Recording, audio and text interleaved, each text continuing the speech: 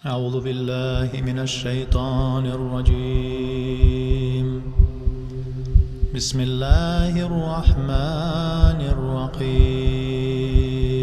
Джихад или усердствование на пути Аллаха делом в виде военных действий, в виде каких-то выступлений совершается не отдельными личностями или группировками, или группами, а только самим государством и в составе государства.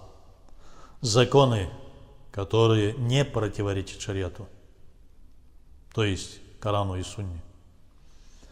В противном случае, когда отдельные люди объявляют джихад, или отдельные группы, какие-то общины, объявляют джихад и вербуют себе сторонников вразрез интересам государства,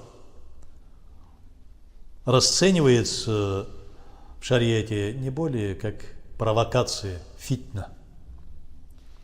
На протяжении многих веков было немало случаев, когда отдельные политические деятели или группировки объявляли джихад и, придя к власти при помощи обманутых мусульман, с ними же и расправлялись.